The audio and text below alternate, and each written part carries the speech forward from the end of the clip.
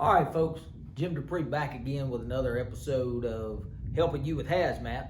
And so, first thing, what we're going to start today is probably a three-part series on segregation. Now, segregation is covered in 177.848. Don't let me confuse you. And all segregation is trying to figure out what items we can put together on the same transport vehicle.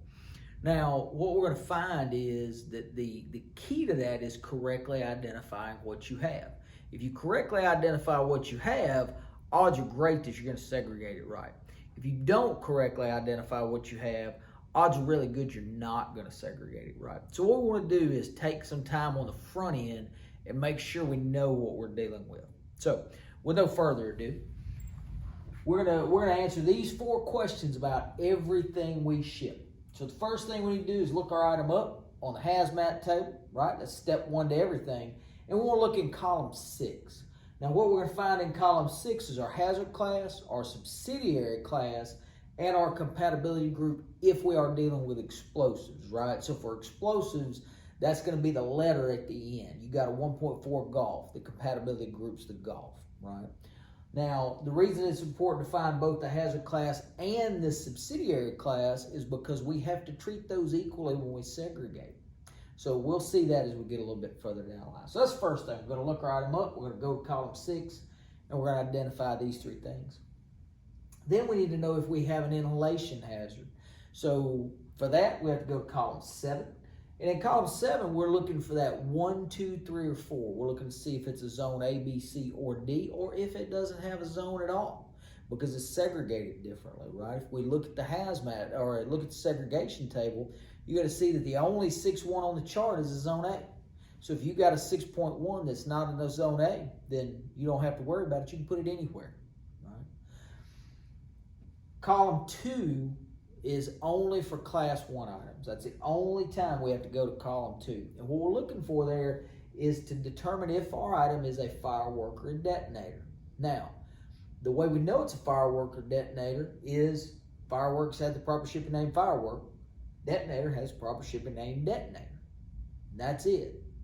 Other words that look like a detonator aren't. Other things that look like a firework aren't, right? And very important here to understand, we're talking about the DOT's definition, not the DOD. The DOD, for example, would consider a lot of things pyrotechnics, right? We use the term pyrotechnic, and a lot of times in common English, we use the term pyrotechnic, firework interchangeably. But by the DOT's definition, and if you want to look that up, that's in 173.59, right? 173.59. Fireworks are low explosives that's primary purpose is fun, is entertainment, right? That's the word they use. Now, things like the things we shoot off on the 4th of July, you buy on the side of the road, those are fireworks, right? They're things that DOD would call pyrotechnics are generally not fireworks. Things like starlight clusters, white phosphorus rounds, flashbangs, right? Flashbangs, pyrotechnics, not fireworks. Even though it's a lot of fun and it's very entertaining to throw flashbangs at people who aren't expecting them, that's not what they're for. Now, so we need to know if our class 1 is a firework or a detonator. Lastly, we need to know if our class 8 is a liquid or not. There's only one class 8 on the segregation table, and that is a class 8 liquid. If our liquid is not a class 8, it's irrelevant, right?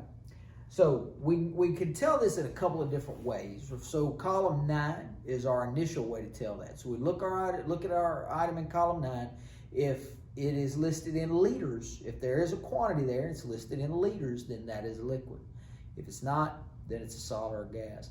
Now the problem with going by column 9 is lots of things are forbidden by air, and that's what column 9 is for, right? Column 9 is for air, lots of things forbidden by air. So very often you're going to look your item up, it's just going to say forbidden because you can't ship it by air. You can also look at column 8 Bravo. Column 8 Bravo is your non-bulk packing paragraph. If you go to that paragraph, very often it'll tell you in the beginning this is for liquids or this is for solids or this is for gases. If that doesn't do it, don't forget to check the question, right? Very often in the question we will simply say This material is a solid or this material is a liquid. You can look at your SDS. You can ask your instructor. Most of us will gladly tell you what it is. So these are the things you need to know to properly segregate your item. So we're going to use bromine as an example here. We're just going to kind of walk through this process, right? So take a minute, grab your 49 CFR and look up bromine. I'll wait. Not going to wait. Put me on pause.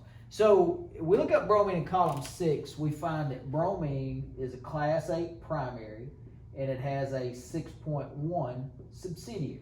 Right, so that's what we get out of column 6 for bromine. Doesn't have a compatibility group because it's not explosive. Right? Column 7, bromine has a 1. Now that means that bromine is a zone A. Right? So bromine is a zone A. We know that for column 7. We're not worried about question 3 because bromine is not a class 1. It's not a fire. It's not an explosive, right? Now it does have a class 8 component. So we need to know if that is a solid or liquid. Now, bromine is one of those ones you'll notice it is forbidden in column 9. However, a little tip here, all 6.1 inhalation hazard zone A's are liquids unless they're a mixture. And we know this, if you go back into 173.132 and 133 and you read through there, it'll tell you that. The only time we end up with a 6.1 zone A that's not a liquid is when it's mixed with something else. So we know that this is a liquid, which means we're going to have to consider that 8 when we segregate. So this is what we need to know about bromine. This is what is going to take for us to start segregating bromine. Simple as that, right? Now, let's look at our explosive. So we've got a Mike 023. Now, Mike 23, we're going to have to go look up in the JCS. So take a minute. Go look up Mike 23 in the JCS. I'm going to go get some coffee because, frankly, I like coffee. And frankly, people that don't like coffee shouldn't be trusted. People that don't drink coffee on a hot day should not be trusted.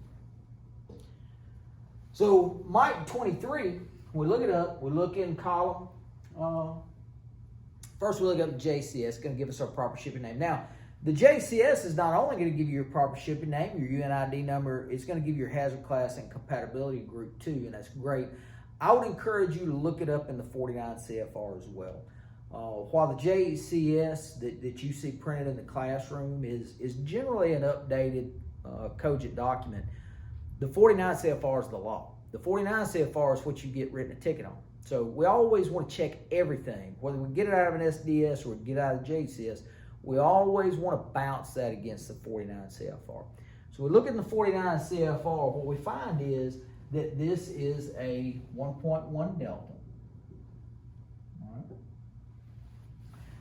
We don't have to worry about it being an inhalation hazard zone. Doesn't have a 1, 2, 3, or 4 in column 7.